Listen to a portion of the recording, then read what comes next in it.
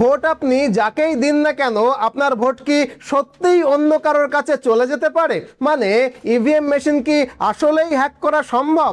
অভিযোগটা কিন্তু নতুন নয়। প্রায় প্রত্যেকটা নির্বাচনের পরেই এই একটা কথা বারবার সামনে আসে যে ইভিএম তো আগে থেকেই সেট করা ছিল। বিশেষ করে যারা হারে তাদের অনেকেই দাবি করে যে ভোট দিয়ে তো কোনো লাভ নেই, শেষ পর্যন্ত কে জিতবে সেটা আগেই ঠিক ছিল। भी वो बटन दबाओ वोट बीजेपी को जाता है। राजा की आत्मा ईवीएम में है। जिस मशीन में चिप लगी है हैक होने की संभावना उसमें रहती है। के देश में बैलेट से वोट क्यों नहीं? শুধু তাই নয়, ভোট এলেই ইভিএম নিয়ে রীতিমতো আলোচনা শুরু হয়ে যায়। টিভি ডিবেট থেকে শুরু করে চায়ের দোকান পর্যন্ত।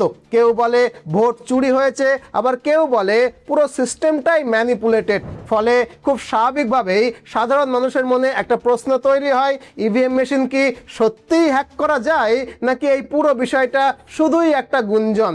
আজকের এই ভিডিওটাতে আমরা ফ্যাক্টস এবং লজিক দিয়ে খুব সহজভাবে বুঝবো ইভিএম মেশিন আসলে কিভাবে কাজ করে, এর সিকিউরিটি সিস্টেম বা নিরাপত্তা ব্যবস্থা কতখানি শক্তিশালী, এবং সবচেয়ে গুরুত্বপূর্ণ প্রশ্ন, এটা কি সত্যিই হ্যাক করা সম্ভব নাকি বাস্তবে বিষয়টা একেবারেই আলাদা? এই পুরো সত্যিটা পরিষ্কারভাবে জানতে ভিডিওটাকে শুরু থেকে শেষ পর্যন্ত দেখুন। আর হ্যাঁ, ভিডিওটাকে একটা লাইক করে দিন।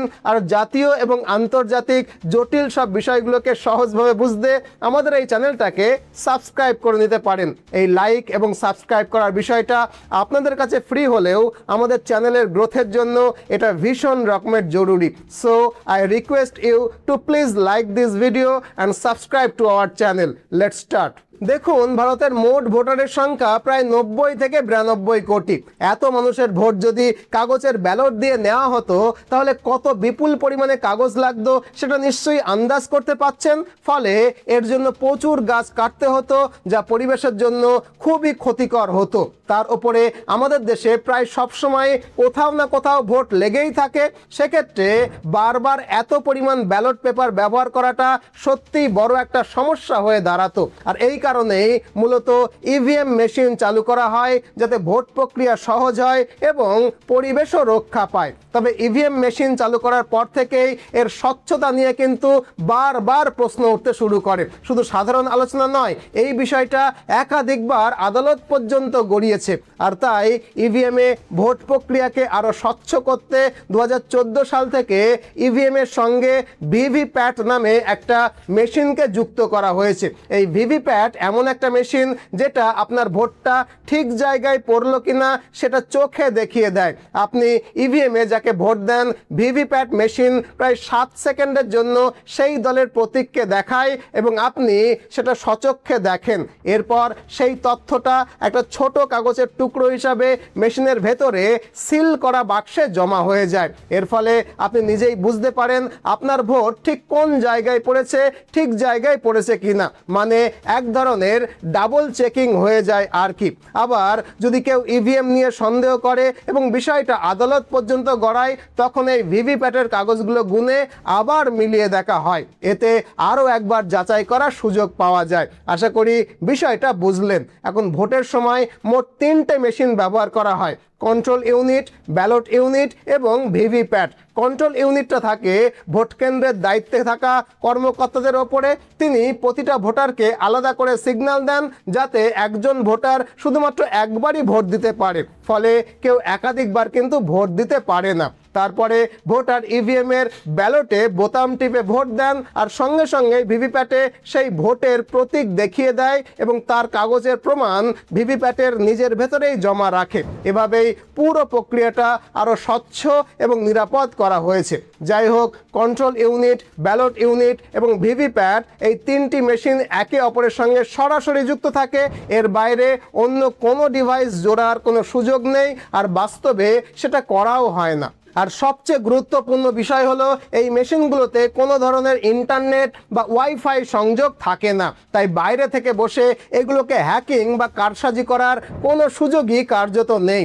এখানে আরও একটা বিষয় মনে রাখা দরকার, এই মেশিনগুলো সম্পূর্ণভাবে ভারতেরই তৈরি। এগুলো বানায় ভারত ইলেকট্রনিক্স লিমিটেড এবং electronics corporation of India limited. মেশিনগুলো এমনভাবে ডিজাইন করা হয়েছে যদি কেউ কোনোভাবে কারচুপি করার চেষ্টাও করে তাহলেও সেটা ধরা পড়ে যাওয়ার সম্ভাবনা খুবই বেশি। আশা করি পুরো প্রক্রিয়াটা পরিষ্কারভাবে আপনাদের বুঝিয়ে বলতে পারলাম।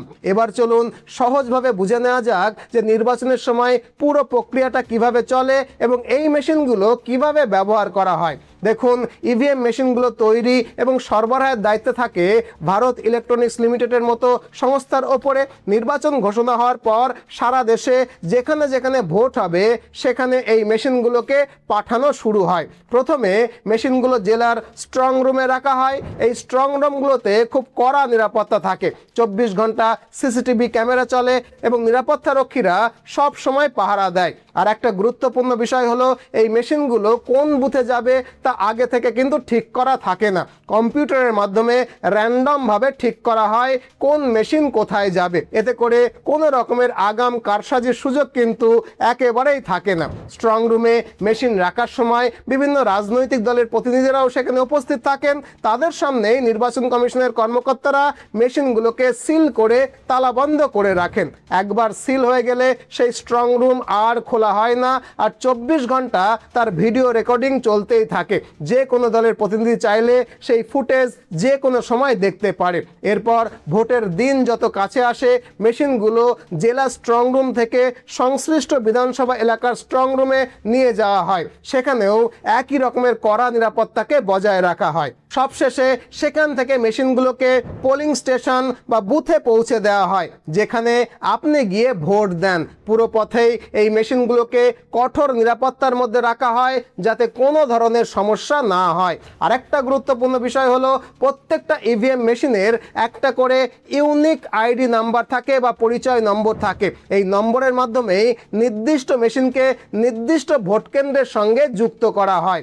যখন মেশিনগুলো বুথে পৌঁছয় তখন ওই বুথের দায়িত্বে থাকা কর্মকর্তা বা অফিসার এবং বিভিন্ন রাজনৈতিক দলের প্রতিনিধিরা মিলে এই আইডি নম্বরগুলোকে ভালো করে মিলিয়ে দেখেন। তারা এগুলো লিখেও রাখেন। যদি কোনো ধরনের গড়মিল ধরা পড়ে তাহলে সেই বুথের ভোট গ্রহণ বন্ধ রাখা হয় বা বাতিলও করা হতে পারে।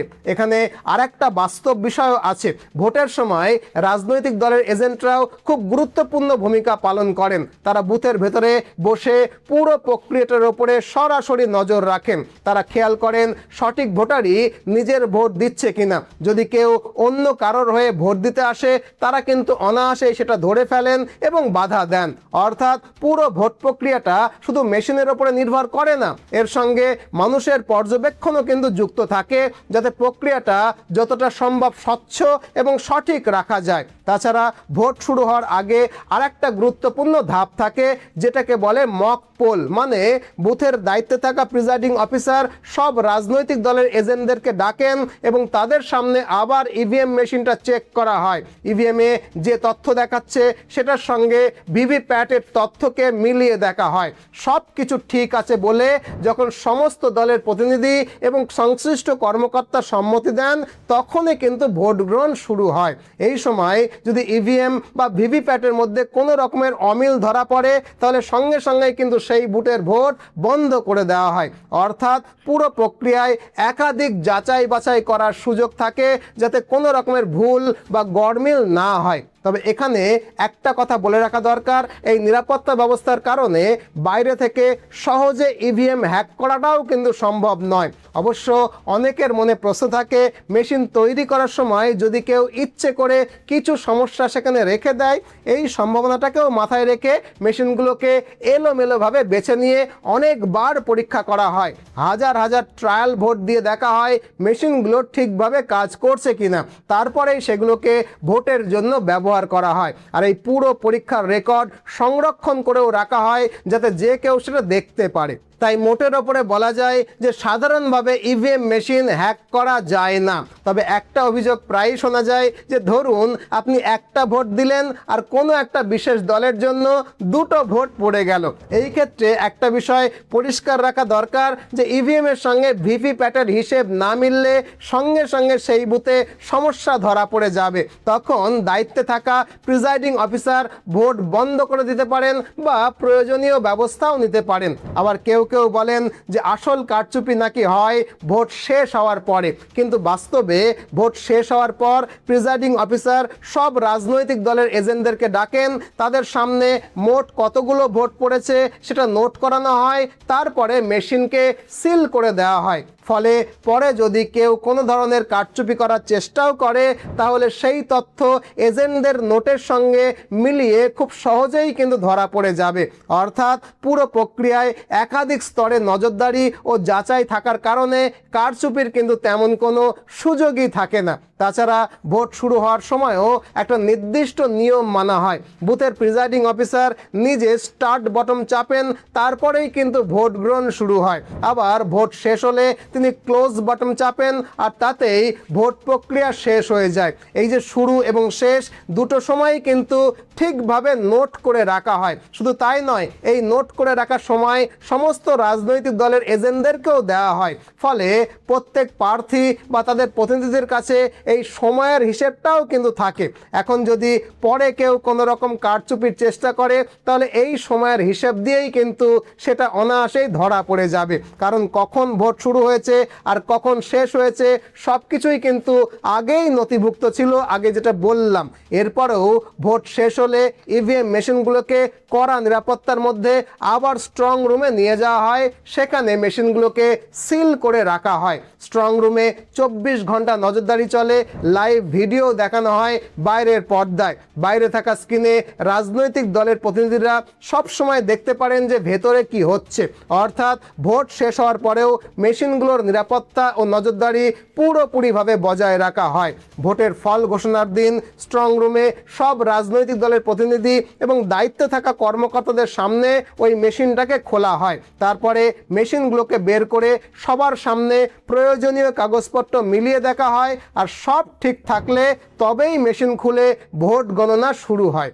এর আগে যদি কোনো দল বা কর্মকর্তা কোনো রকমের গরমিল বা সন্দেহের বিষয় লক্ষ্য করেন তাহলে সেখানেই গণনার প্রক্রিয়াকে থামিয়ে দেওয়া হয়। প্রয়োজনে ভিভিপ্যাটের কাগজের ভোটও গুণে মিলিয়ে দেখা হয়। সেখানে যদি কোনো অমিল পাওয়া যায় তাহলে ফল ঘোষণার প্রক্রিয়া বন্ধ করে দেওয়া হতে পারে। আশা করি এই অবধি বিষয়টা আপনারা বুঝলেন। এখানে অবশ্য একটা বাস্তব বিষয় হলো, যে দল জেতে তারা সাধারণত ইভিএম নিয়ে কোনো অভিযোগ করে না, কিন্তু যে দল হারে তারা প্রায়ই ইভিএম নিয়ে প্রশ্ন তোলে এবং অসন্তোষ প্রকাশ করে।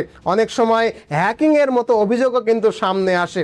মজার বিষয় হচ্ছে, ভারতে এমন কোনো বড় রাজনৈতিক দল নেই যারা কোনো না কোনো সময়ে ইভিএম নিয়ে প্রশ্ন তোলেননি। আবার সেই দলই যখন জিতে যায় তখন তারা কিন্তু সেই বিষয়ে কোনো রকমের কথা বলে না, চুপ করে যায়। অথচ বাস্তবে আমরা দেখি রাস্তাঘাটে, চায়ের দোকানে বা আড্ডায় ইভিএম হ্যাকিং নিয়ে আলোচনা কিন্তু প্রায়ই হয় এবং এখনও হচ্ছে। অনেকেই এটা নিয়ে নানান রকমের কথা বলেন, তবে এর মধ্যে একটা ঘটনা বেশ কিন্তু আলোচনায় উঠে এসেছিল।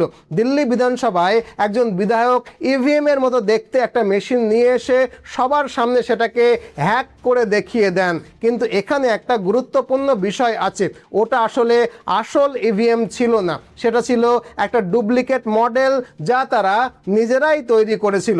এই ঘটনার পর নির্বাচন কমিশন সব রাজনৈতিক দলকে খোলা চ্যালেঞ্জ দেয়। বলা হয়, যে কোনো দল চাইলে পৃথিবীর যে কোনো জায়গা থেকে বিশেষজ্ঞ এনে আসল ইভিএম হ্যাক করে দেখাতে পারে। যদি সেটা প্রমাণ করা যায় তাহলে প্রয়োজনীয় ব্যবস্থা নেওয়া হবে। কিন্তু আজ পর্যন্ত কোনো রাজনৈতিক দলই এই চ্যালেঞ্জটাকে গ্রহণই করেনি। অর্থাৎ বাস্তবে অনেক অভিযোগ শোনা গেলেও সেগুলোর প্রমাণ করার মতো কোনো নিশ্চিত উদাহরণ এখনও কিন্তু সামনে আসেনি। সবচেয়ে গুরুত্বপূর্ণ বিষয় হলো, ভারতের সর্বোচ্চ আদালত মানে supreme court of India EVM এর ব্যবহারের পক্ষে মত দিয়েছেন এবং ভারতের তৈরি এই ইভিএম মেশিন নিয়ে রীতিমতো গর্ব প্রকাশ করেছেন। তাই কেউ যদি ইভিএম নিয়ে প্রশ্ন তোলে তখন তাকে একটা সহজ প্রশ্ন করা যেতে পারে, যদি সত্যিই ইভিএম হ্যাক করা সম্ভব হয় তাহলে কেন নির্বাচন কমিশনের চ্যালেঞ্জ নিয়ে সবার সামনে ইভিএম মেশিনটা হ্যাক করে দেখানো হচ্ছে না? কারণ যদি কেউ বাস্তবে এটা প্রমাণ করতে পারে তাহলে তাহলে সেটা শুধু বড় সাফল্য হবে তাই নয়, সাধারণ মানুষের কাছেও সেই দল রীতিমতো হিরো হয়ে যাবে। তাহলে প্রশ্নটা থেকেই যায়, শুধু অভিযোগ কেন, প্রমাণ কোথায়? আশা করি এতক্ষণে পরিষ্কার হয়েছে ইভিএম হ্যাক করা যায় কিনা, কেন হারার পর অনেক রাজনৈতিক দল এই বিষয়টা নিয়ে প্রশ্ন তোলেন এবং কেন এখনো পর্যন্ত সেই খোলা চ্যালেঞ্জ কেউ গ্রহণ করেননি। আশা করি আপনারা নিজেরাই নিজেদের উত্তর পেয়ে গেছেন। এখন যদি ভিডিওটা আপনাদের ভালো লাগে তাহলে অবশ্যই ভিডিওটাকে একটা লাইক করে দেবেন আর কমেন্ট বক্সে জানাবেন আপনার কি মনে হয় আমাদের দেশের ইভিএম নিয়ে এই অভিযোগগুলো বারবার কেন ওঠে।